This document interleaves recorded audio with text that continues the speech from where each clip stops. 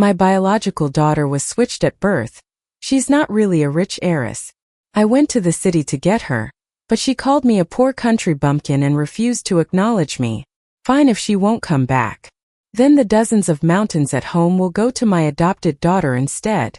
I stood with my adopted daughter in front of our family's villa, feeling pretty nervous. My husband's plan was to come along, but we have a lot going on with the mountain properties. Some are leased for tourism. Others are rented out for tea farming. With so many tenants, he has to be around all the time and just couldn't get away. Before long, the gate opened, and I immediately spotted the girl in the white princess dress, standing between the couple. That's my biological daughter, Candy. She looks so much like I did when I was younger. I put on a smile and greeted the couple. Ken, Wendy, thank you for taking care of Candy for 18 years. Here's a gift from me, I said, handing them a bag filled with treasures from home. Fresh special grade wild ginseng and reishi mushrooms, freshly picked right from the mountains. But these things, fought over by many, were treated like trash by them. They took 2 steps back with distaste. Wendy squealed, "It's all dirt, so filthy, keep it away." I set the items down and shrugged it off. We probably won't have much contact in the future anyway. Then I turned to my daughter with a smile. "This is Candy, right? Mom's here to take you home." To my shock, Candy's attitude was even worse than her foster parents'. She eyed me with utter contempt, stepped back, and didn't say a word. My heart sank as I looked at her. Before arriving, I imagined 1,000 scenarios, but it never occurred to me she might look down on me like her foster parents, just for being from the countryside. I froze in place. Wendy lifted her chin, glanced at me with disdain, and spoke smugly. "So you're Candy's biological mom?" She gave me a once-over with an increasingly critical stare. "I heard you live in the mountains, must be pretty rough up there, huh? Candy's been raised in luxury, she can't live a hard life. She's not going back with you. Thanks for bringing back Lucy," she continued, "knowing you might need the money. Here's $30,000. Take it and go back to the mountains." I ignored Wendy and looked directly at my daughter again. "Candy, don't you want to come home with Mom?" I asked once more. Candy rolled her eyes and looked at me. "Don't call me that. I don't have a mom like you. I'm not your daughter, you're nothing to me, don't come looking for me again," she exclaimed, turning away and heading inside without a second glance. I understood perfectly then. She's ashamed of my situation and won't acknowledge me. That's her choice. If she doesn't want to return with me, I won't force her. After Wendy's speech, she also shot a glance at my adopted daughter Lucy, filled with judgment and disapproval. "Growing up in the mountains, you've probably been raised all wrong. With poor educational resources, you likely can't even make it to college, right? Well, we'll guide you slowly. If you can be even a tenth as excellent as Candy, that's good enough. Learn from your sister. Her college entrance scores were great, admitted to a top school. We won't make things difficult for you, we'll just sign you up for a few tutoring classes and hope you can get into a second-tier school next year." Her comments made me laugh in fury. Who's actually been raised wrong here? The daughter I raised, Lucy, is smart and excellent. In fact, she topped the exams in the province and got into a prestigious university. She was here to start college, hoping that since her foster family was around, she'd at least have some support. But it seems they look down on us. I turned to Lucy and asked, "What do you plan to do, kiddo?" Lucy, pampered by us, unaccustomed to unfair treatment, instantly teared up at her biological mom's comments. "Who wants to be in this crappy place? It's not even a tenth of the size of our home. Mom, let's go." She spat, wiping her tears. Wendy snorted at Lucy's remark about their house being smaller, and her disdain for Lucy grew. "They really think I'm down and out? It was never about the money. They thought we'd beg or something. Fine. Don't say I didn't warn you. If you choose to live in poverty, we won't stop you. Just don't regret it later. Housekeeper, see them out." We left. And no, we didn't go back to the mountains. In 2 weeks, Lucy would start school. I figured why not, so I cut a tenant a break, waived half a year's rent, and decided Lucy and I would stay in his courtyard house near the city for a while. The next day, his wife insisted on hosting us for a meal as a gesture of hospitality. Coincidentally, we ran into Wendy and Candy at the restaurant's entrance. They immediately scowled, thinking we were there to beg. "Snooping around, are you?" Wendy sneered. "No wonder you refused the money last time, felt it was too little, did you?" Fine, here's 50,000, just don't come back looking for us. Knowing Candy has a biological mom like you would be embarrassing. Turning to Lucy, she continued, like your foster mom, just couldn't hold up to any standards. What now, feeling regretful? Don't want to live a hard life with her? Fine, apologize and I'll forget what you said. Fed up, Lucy shot her a glare. We've been invited to eat here. How'd we know we'd run into you? What bad luck? She snapped. Wendy laughed like she heard the greatest joke. You too? You can afford this place? Ha, tiny and young but can't hold your tongue, huh? You sure built a reputation fast, a disgrace. I frown in displeasure. No mother should speak that way to her child. It hurts them too much. Just as I was about to say something, Wendy's expression suddenly changed as her eyes settled behind me. Her face went from harsh to sycophantic in a flash, with a wide, ingratiating smile. She begins to speak flatteringly to someone behind us. Molly, what a coincidence running into you here. Haven't seen you in a few days and you look even prettier. A familiar voice came from behind. Who are you? Wendy wasn't bothered. She even smiled kindly. Don't you remember? I'm Ken's wife, we met at the party last time. Really? My memory's not great, must have slipped my mind. Candy's impatience shifted to a sweet smile. I'm Felix's high school friend, is he here with you today? My mom and I come here often, and I can recommend some good dishes. If you're up for it, we could all eat together. Sorry, I'm meeting someone. Not convenient. The familiar voice responded coolly. I turned around and cracked up. Wendy and Candy were trying to cozy up to this person. She's my tenant. Molly looked quite cold at first. But when she saw me, her face lit up with a smile. She walked up quickly, holding my hand in one and Lucy's in the other. With warmth she started. Oh, so you and Lucy are here, I've been looking everywhere. Oh yes, my son is here too. He's reserved a private room waiting for us. He's Lucy's age, so they should have a lot in common. Come on in, let's chat while we eat. Behind us, Wendy and Candy were flabbergasted. Molly walked forward holding my hand, chatting as she went. I heard Lucy got into a prestigious college. She's lovely and talented, must run in the family. My son got into the same school, so when it starts we can go together. The two kids will have each other. I like Lucy a lot.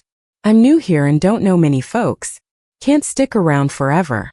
Thought her biological parents could look after Lucy, I'd be at ease. Didn't expect them to be so snooty.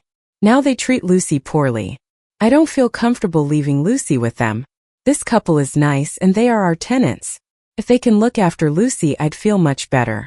My spirits lifted. Holding Molly's hand, I said, both kids in the same school? That's great, you're so thoughtful. Right then. Behind us, we heard Wendy's incredulous shout. That country girl got into a prestigious college? Impossible. Molly paused. Making sure I wasn't upset, she quickly distanced herself. Carrie, she's pretty rude, I don't know her well. She turned back, annoyed, and said to Wendy, what do you mean by country girl? Watch your mouth. Our Lucy is the top student in the province. All schools are fighting over her. Wendy looked at Lucy in shock with some regret. Probably thinks Molly favors us because of Lucy's accomplishments. Then she thought of something else and smiled, glancing smugly at me, fixed her hair and said happily, Molly, I'm glad you like Lucy. To be honest, this child is actually mine. Molly looked at us unsure and asked Lucy, do you know her? Lucy ignored her, frowning. No, I don't. Molly was left speechless. Are you crazy? Never seen someone claim another's child on the street. She brushed Wendy off with a look of disdain, leading us into the private room. Behind, Wendy looked like a fool, her face sour. Inside, we saw a young guy about Lucy's age waiting. Handsome and well-mannered, he greeted us with a smile. This must be Felix, Molly's only child. No wonder Candy blushed earlier, seemed interested in him. Before dinner, I went to the restroom and bumped into Wendy, unfortunately. She hadn't recovered from the earlier shock. Her face was still quite grim. Seeing me, she looked even more sour. She immediately started with a sharp tone. Know how to use a city restroom? You country bumpkins probably don't even know how to use a toilet. I glanced at her, didn't respond, not sure where her superiority came from. My silence angered her further. She stormed over, pointing and yelling. What are you so smug about? You backcountry people, I've seen lots of you jumping on any rich person you see. I see why you took Lucy so quickly. It's because the kid's accomplished, got good grades. Well, you sneaky country bumpkin. But don't get too smug yet. Lucy is young, easily fooled by you now. She'll realize her real parents are the best. Let's see if Molly still cares when she finds out you're not Lucy's real mom. Wendy said all this through gritted teeth. She glared at me, clearly regretting yesterday's attitude towards Lucy. If she'd been kind to Lucy, she'd be the one getting Molly's attention now. Yeah, sure, whatever you say. I didn't bother, too lazy to deal with such nonsense. Turned and left for the private room. Wendy, realizing she was being ignored, looked even more frustrated. Pretending, are you? I'm talking to you, are you deaf? She yelled as she followed me. Just as I reached the room entrance, Molly opened the door, smiling at me. Carrie, you're back? I was just about to come get you. Then she noticed Wendy behind me, frowned, and looked disgusted. Didn't I already say I don't know you? Why'd you follow me here? Keep this up, and I'm calling security. Wendy's voice cut off instantly, her face going red with embarrassment. It was an awkward moment for sure. Molly, pulling me inside, muttered, geez, what a downer. Is she like Rabbit or something? Don't mind her, Carrie. People here are normally pretty decent, not all low class like her. I glanced back before the door shut. Wendy looked furious, her eyes red. But she wouldn't mess with Molly around. Her face twisted with restrained rage, glaring at me like she'd bite my head off if she could. I nodded to myself. Yep, real rabbit dog vibes. I shot a worried look at Lucy. After all, that was her actual mom. Lucy's eyes welled up. Wiping a tear, she earnestly said, Mom, I've got only you and Dad now. I don't care if she wants me or not. As long as you guys want me, I'm your daughter forever. Don't let her get to you for my sake. I felt my heart soften and quickly replied, You silly girl, what are you talking about? We've raised you all these years and you'll always be our kid. Lucy managed a smile through her tears. Molly looked between Lucy and me, puzzled. Lucy then explained the situation to Molly, who was quiet for a good while before saying, seriously, what's wrong with that family? If they knew how loaded you are, Carrie, they'd be kicking themselves. She realized the awkwardness of her comment and laughed sheepishly. After dinner, we got ready to head back. Molly had Felix drive us. As we were leaving, we ran into Candy. Her eyes were red too. Upon seeing Felix, Candy's eyes lit up for a second. She stepped forward to say something, but then noticed Lucy by his side. Her expression changed, glaring at Lucy with such resentment. I frowned, eyeing her coldly, but stayed silent. After getting in the car, Lucy bit her lip, looking at me with anxious eyes. Then she said, Hold on. Lucy stepped out, heading toward Candy. Intrigued, I followed. I watched as Lucy, gathering her courage, spoke to Candy. Candy, my parents care about you. Would you come back with my mom? They're not poor, you'd live just as well. The words hit a nerve. Lucy didn't want another sister. She cried for days, afraid we'd abandon her. I reassured her it wouldn't happen, and she gradually lightened up. Her asking Candy to come back was a big step. Maybe she worried I'd be sad if she didn't. This kid's always been so considerate, even now. If Candy returned, I'd never play favorites. Both are my daughters. But Candy's response was harsh. Get lost. Don't act all concerned. You must be thrilled, right? You got into a good college and Mom sees you in a new light. Now you're trying to send me off to live with your poor parents? As if I'm Wendy's daughter, I'd never acknowledge those bumpkins. Lucy clenched her fists in anger. My parents are not bumpkins. I'm not going back to your house. You'll regret it. Candy scoffed. Regret? Remember you said that. You'll be the one regretting. I watched Candy sighing internally. This kid was raised poorly. A chip off her mom's block, mean and shallow. Lucy turned, spotting me nearby. Her lips trembled, eyes red. Reaching my side, she softly said, Sorry, Mom. I couldn't convince her. I smiled, patting her shoulder.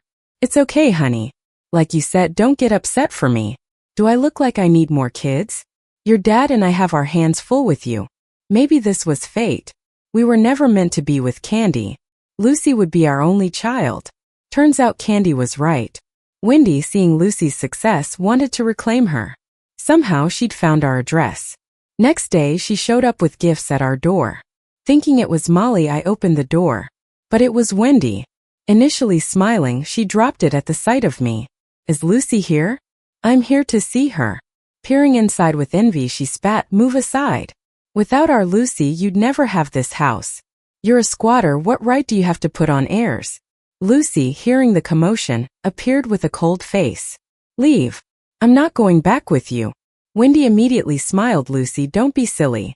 Your real mom and dad love you. Can these bumpkins give you a good life? Look at all the stuff I brought, fancy clothes, bags, makeup. Is this courtyard house comfy? By the way, your dad's connected with a tea-growing tycoon. He agreed to rent us a few mountains. Before long, your dad can start a big business. Once we've got some money, we'll buy you your own courtyard house to live in. You should go home with your mom. There's plenty of good days ahead. Don't be stubborn. What good can come from following her? She glanced at me disdainfully after saying that. I listened to Wendy and saw her disapproving look. My expression must have been something weird. Isn't this our family she's talking about? Oh, I just remembered. I've been so busy these past few days, I haven't told John about our situation. We originally discussed that Lucy would stay here, so she'd definitely be back and forth.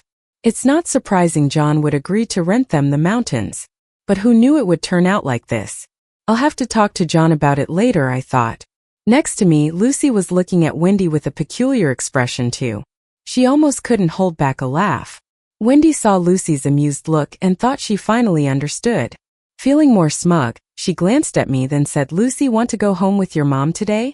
She stepped forward trying to grab Lucy's hand. Lucy's expression changed immediately. She pulled away with a cold look. Don't touch me. The only mom I'll ever have is the one by my side. I'm not going with you, just leave. Wendy's face froze instantly. Lucy, she tried to play the emotional card. But Lucy firmly shut the door. Wendy didn't leave though. She kept calling for Lucy from outside. I went inside, called the kid's dad, and filled him in on what was happening. When I came back out, Lucy was still standing by the door and Wendy was still there. I was hesitating whether to call the police when we heard Wendy shrieking from outside. Honey, what do you mean? The boss won't rent to us anymore? And he says I bullied his wife and daughter? I haven't even seen them, how could I bully them? Money or no money doesn't mean you can just accuse people like this. Hold on, I'm heading back now. And soon it got quiet outside. A few days later, it was time for Lucy to start school. Felix's parents came to the courtyard early with him, planning to go with us. While eating, I heard Molly mention Wendy. She said Wendy was persistent, trying to contact me after John refused to rent them the mountains. She wanted to clear up the misunderstanding, get chummy with me to secure the rental. She was so desperate, she even sought out Molly for my contact info. I almost choked. No wonder Wendy hadn't bothered me or Lucy lately. Molly noticed my expression, looking quite strange too. She sighed, saying if she wasn't so snobby and harsh, things wouldn't have come to this. Speak of the devil. Just as we were about to head to school, Wendy stopped us. Turns out she couldn't find me through other contacts, so she tried Molly. Since Felix's dad rented from us, she assumed there was some connection there. But Molly refused to see her. Wendy really went through a lot to find her. Today, hearing Felix's parents were coming, she followed them here. She looked unwell. Compared to her previous arrogant self, she was certainly worn down. There was even a bit of gray hair. This time she didn't even glance at me or Lucy. She went straight to Felix's parents. She clutched Molly's hand, tearfully begging. If she'd gotten down to her knees, I wouldn't have been surprised. Please do me the favor of putting me in touch. Be merciful, all for the sake of my daughter Lucy. You really like Lucy, right? Our families might even be in-laws someday. You don't want Lucy to have a useless family, do you? It's all a huge misunderstanding. How could I have possibly bullied them? Heaven knows if I did, may lightning strike me down. Did someone tell John something to cause this misunderstanding? Wendy was crying so genuinely, she seemed more wrong than doe. I frowned. Lucy and Felix had only met twice. They're still kids, there's a long road ahead. It's too soon to even think about dating and all. What kind of mother doesn't even know the person and tries to use her own daughter to win favor with others? Lucy's my daughter, not hers to decide on. Molly looked at me, seeing I wasn't upset. She pulled back her hand and spoke coldly. The lady you're looking for is right here. Why don't you talk to her yourself? Wendy's eyes lit up on hearing that. Molly, are you serious? Molly nodded and Wendy beamed. Molly, you're a real sweetheart. But when Wendy glanced around, thinking she'd see someone else, she found only us and no one fitting the bill. Her smile faded as it dawned on her. Wendy's excitements turned to confusion. She forced a smile at Molly. Molly, you're joking, right? Thinking Molly tricked her. Molly snickered. Who's joking? You're the one mistaking fish eyes for pearls. In my life, I've never seen someone so blind. Wendy struggled to keep her smile. Molly, that's a bit much, don't you think? If you don't want to help, that's fine, but why be so harsh? Molly grabbed my hand and said, look closely. Your biological daughter's adoptive mother is the lady you've been talking about. The John you want to rent the mountain from is Lucy's adoptive father. Ha, with how you've been looking down on others, you really think Carrie and her husband will rent the mountain to you? Dream on. After saying this, she led me into the car. Behind us, Wendy looked utterly crushed. She was staring at me in disbelief and screeched, this can't be. How could she be John's wife? It's fake. This has to be fake. Lucy started school. Felix's parents were helping out. The kid was doing well in school, so I didn't have much to worry about. I decided to give the mountain produce I brought back to Felix's parents. In the courtyard house, I tidied up, planning to head back. Before I could finish, Candy showed up. Her eyes were red as she called out, Mom. I was confused, looking around, thinking Wendy had come. After looking, I couldn't find her. Candy, with red eyes, took my hand and said, Mom, it was my fault before. I just couldn't handle finding out that I was switched at birth and behaved poorly. Can you forgive me? I was surprised. This daughter who had sworn she'd never go back, now seemed like a completely different person. I sighed inside. This kid was just like Wendy, there was no way she suddenly saw the light. Wendy must have told her everything. I didn't head back to the countryside but stayed with Candy at Molly's courtyard house. John and I have money now, but back when finances were tight, those mountains weren't much use. We had a tough time, which made us get used to doing small chores ourselves like cooking, dishwashing, and cleaning. Living on the mountain, we never thought of hiring help. Lucy grew up helping with chores. When I cooked, she assisted me and she'd help wash dishes and clean. Candy, on the other hand, grew up spoiled and never did any chores. The first time I asked her to pick vegetables, her face stiffened with a hint of undisguised disgust. But she grudgingly endured it. She stayed with me at the courtyard for over a week. She also helped with chores for a week. Then one day, she couldn't hold it anymore and said, Mom, school starts in a few days. I don't want to attend that art college. I looked at her surprised. Isn't this the university you got into? You don't want to go to college? Candy was taken aback. I'm young. Of course, I want to go to college. She hesitated. Mom, I want to go to the same college as Lucy. I want to be at Felix's school. Can you help me? I looked at Candy. How can I help you? You need to get in on your own. I'm not the admissions office. If you want to go, retake the exams next year. And I'll sign you up for extra classes. Work hard and try again next year. Candy got a bit anxious. Mom, don't hide it from me. I know you and Dad's business is big. You know influential local people. You managed to help Lucy become the top scorer and get into a top university. Why can't you do it for me? I'm your biological daughter. You wouldn't really cut me off, would you? She continued, I know I upset you, but I was just overwhelmed. I didn't mean anything bad. I won't do it again, please don't be mad. Mom, I beg you. I want to be with Felix. You want to ally with Molly's family, right? Having your biological daughter marry in is better than an adopted one, right? I laughed at this. I knew she took after Wendy, but I couldn't help but feel disappointed again hearing her speak. This child was misguided from the start. She thought Lucy became the top scorer because we rigged it. Just two country folks like her dad, and me couldn't pull off something illegal. You've thought of a lot, kid. Anything else you want Mom to do? I said, my smile gone, looking at her coldly.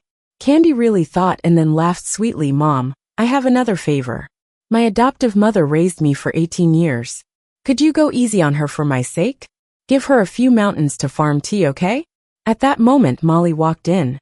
Seeing the seemingly harmonious scene between me and Candy, her expression changed. She clearly overheard our conversation. Carrie, arranged marriages are out of style. We parents can't decide our kids' emotions. It's about their feelings. I like Lucy, but I don't like this little girl here. Even if you don't rent us the mountain, I won't agree to Candy being with my son. Candy, embarrassed by Molly's words, bit her lip, looking insulted. With red eyes, she cast an angry glance at Molly. Feeling bolder, she retorted, "If I like Felix, I'm doing your family a favor. Don't think I can't live without you." She turned to me. "Mom, she's looking down on me. If she doesn't appreciate us, then don't rent them the mountain. Better give it to my adoptive parents." Molly didn't say anything, just looked at me with disappointment.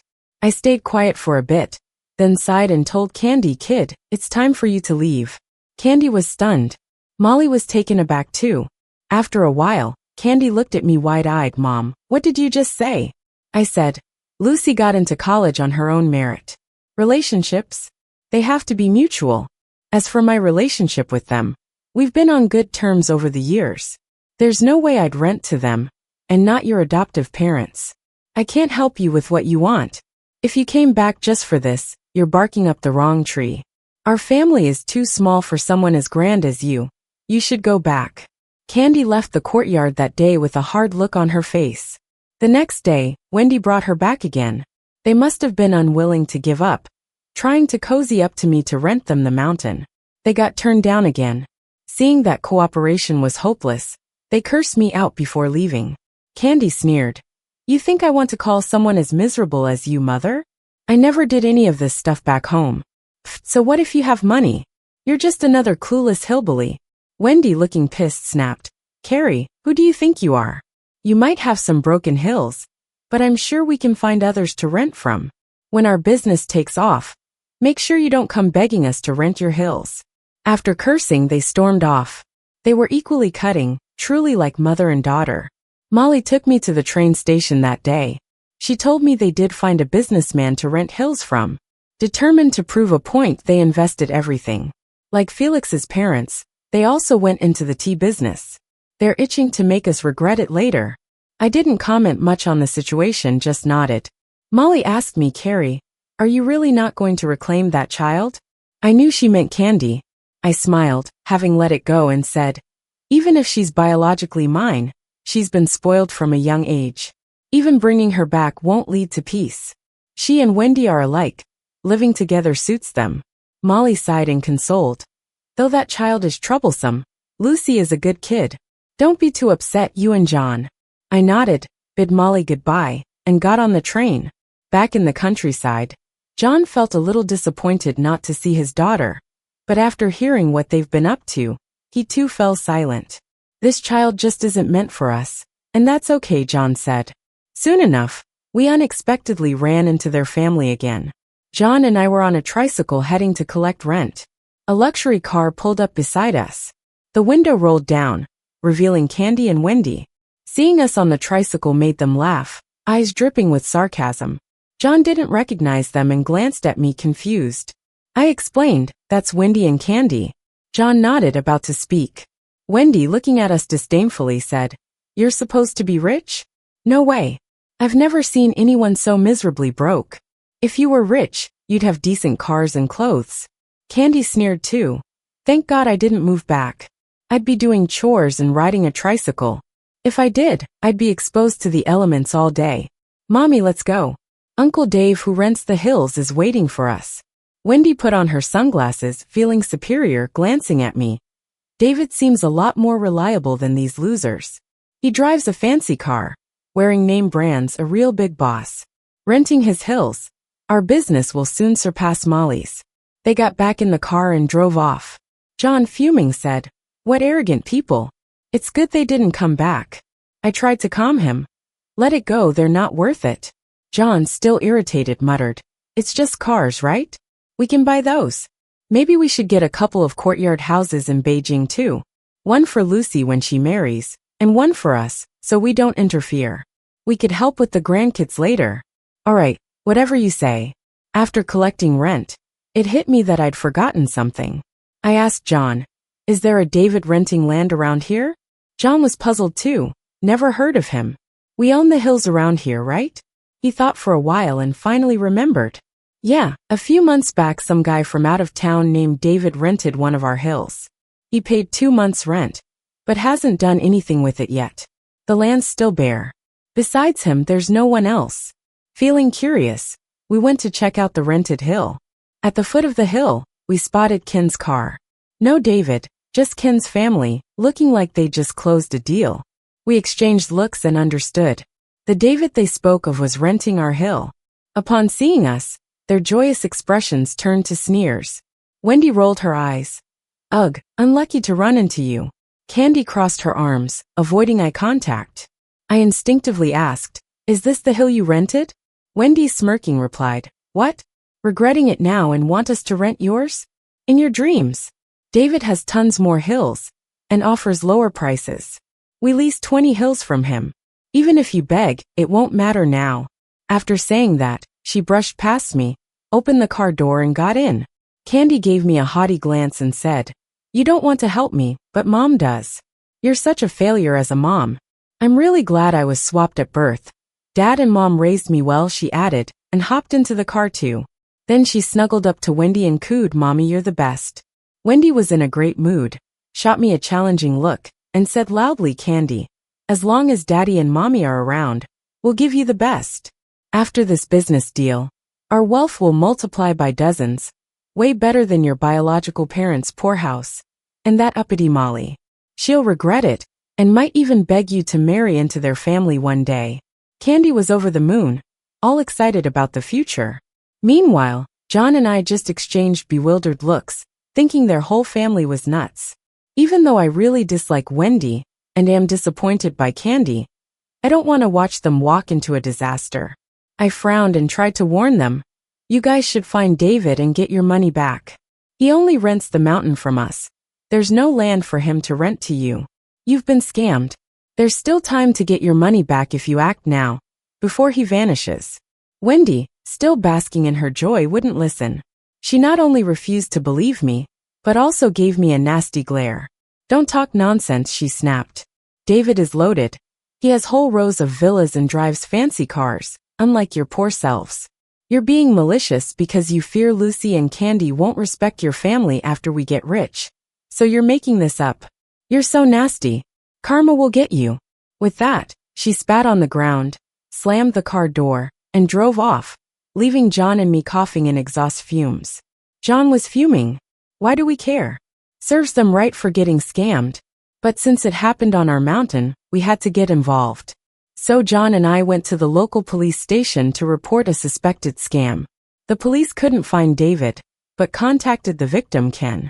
Wendy thought the cops were in on it with me, berated them over the phone, and hung up, thinking they were crazy.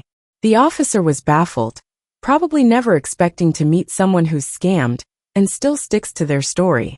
Without solid evidence, even if they believed us, the police couldn't take the case. John and I had no choice but to go home. I quickly warned all our tenants about David just in case. A few days later, Lucy's military training ended, and she got a 3-day break to come home. Felix's parents also planned to visit the mountain, so they picked up Lucy and Felix together. We were grateful for their hospitality while we were away, so we got ready to host them with food, drinks, and a nice place to stay. The morning we picked up Lucy and Felix's family, the police called about Ken reporting the scam. They said he was crying at the station. Molly asked what was going on, and I explained about Ken renting the mountain from a scammer. Molly rolled her eyes. Serves them right.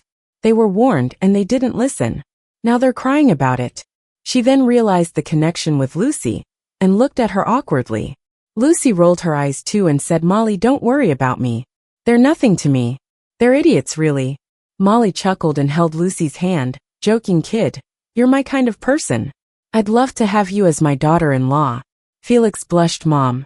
Quickly, I pulled Lucy behind me. We don't do arranged marriages here. You said so yourself, and Lucy is too young for that. We're not ready to let her go, so we'll think about dating in a few years. Molly looked a bit disappointed. We all headed to the police station together. Once there, we saw Wendy sitting on the ground, crying her eyes out. She wasn't her usual polished self. She looked like a madwoman. Ken looked worn out, and Candy sat blankly, as if she had been hit hard. As soon as I arrived, Wendy sprang up, pointing at me with accusing eyes, yelling it was her. She must have teamed up with that David to take our money. Give it back, or I'll make sure you rot in jail. I frowned. Lucy stood in front of me, staring back at Wendy. My mom warned you, but you were too stupid to listen. Now you're scammed and want to blame her? Forget it. The police officer tried to calm things down. Ma'am, please quiet down. Carrie reported days ago. And it's clear she's not with the scammer. You refused to report then, and claimed it wasn't a problem. Wendy collapsed back onto the ground, sobbing, "It's all gone, all gone." She suddenly crawled over to me, clinging to my pants, pleading, "Carrie, I was blind and I was wrong. You're rich, you don't need this money. Please give it back, help us. We've mortgaged our house. Without your help, we'll end up homeless." After speaking, she looked at Candy and sharply exclaimed, "Candy, come over here and beg your mom with me. Ask her to save us, otherwise our family is really done for." Candy's face turned red with stubbornness.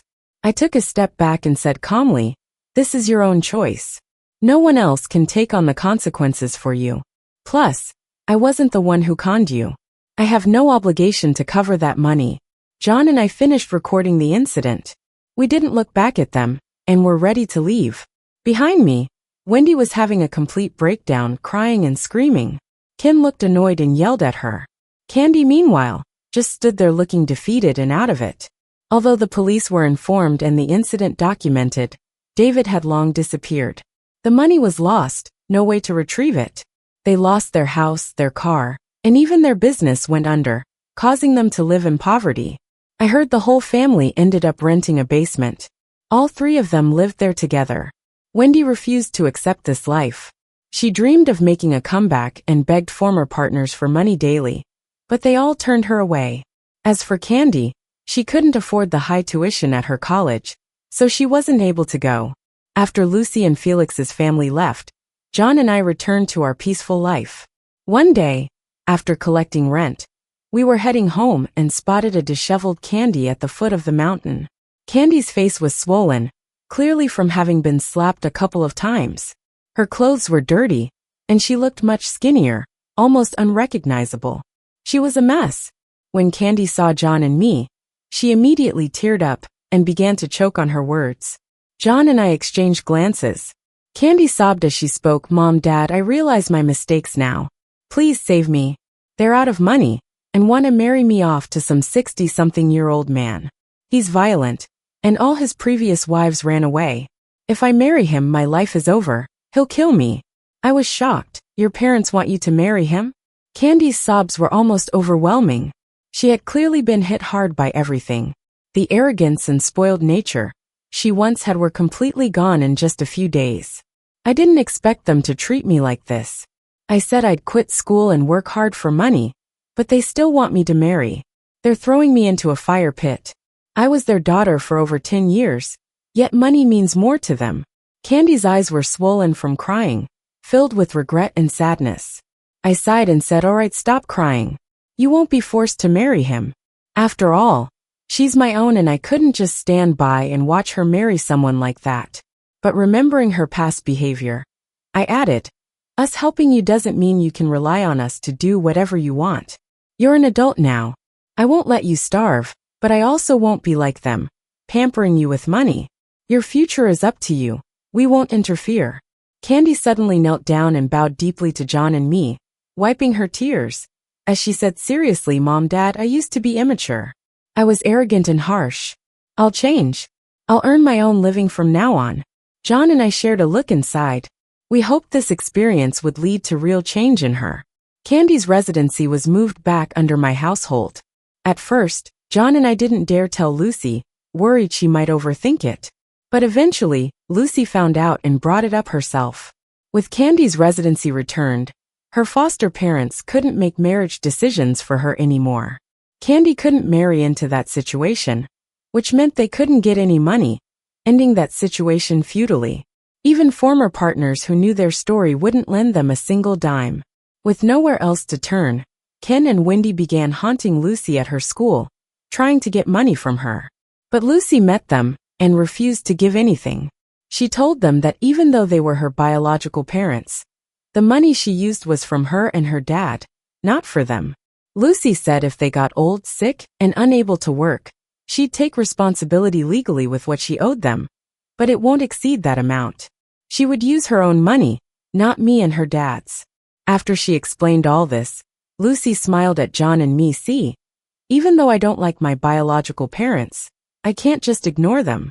Candy was facing something far worse, and if you hadn't helped her, I'd have thought you changed and became cold-hearted. After hearing her words, I couldn't help but chuckle and lightly pinch Lucy's cheek. She's always been so wise and understanding. Having Lucy as our daughter feels like a blessing John and I earned from our previous lives. Epilogue.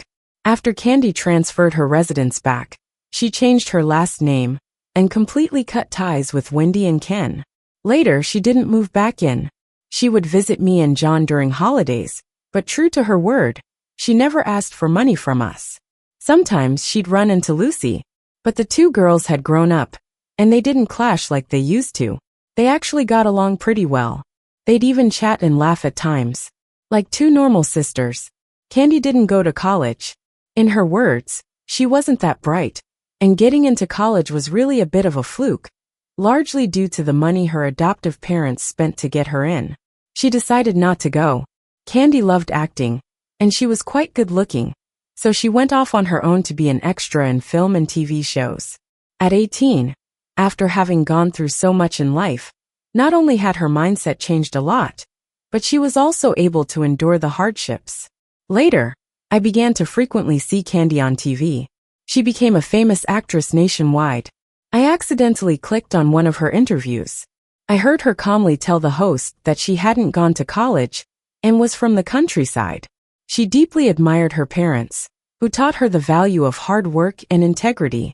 Watching that interview, I couldn't help but get emotional. Candy had really grown up. When Lucy was 27, she had already earned her PhD. She chose to stay at the university as a professor. Felix proposed to her as well. Both kids were not young anymore, so Molly and I quickly started planning the wedding. On their wedding day, we held the reception at the biggest hotel. We invited all our tenants and friends and family. It was really lively. Candy came too. Her adoptive parents no longer had any prejudice against her. But I remembered that Candy used to like Felix. She's 27 and still single. I hope she isn't still hung up on Felix. So, I subtly tried to bring up the topic of marriage. Candy, you're not getting any younger. I know a few nice young men I could introduce to you. Candy laughed. Mom, there's no need. I have a boyfriend. He's a few years younger than me, just started his senior year at college. Lucy, standing next to her, looked surprised and then gave Candy a thumbs up. Felix wasn't too happy and asked Lucy if she thought he was too old. Candy asked me, Mom, you don't mind if I date someone younger, do you? Of course not. Isn't there a term for that now, older woman, younger man? As long as you're happy, I'm all for it. I held the hands of both my daughters, smiling joyfully. In a daze, I heard someone whisper in shock from the corner. Damn, the top actress is so humble. Saying she's a country girl, poor, didn't go to college, and not that smart. And I believed it. Turns out her parents are the richest in X city. Her sister is the youngest associate professor at a prestigious university. Is this what a humble winner in life looks like now? The end.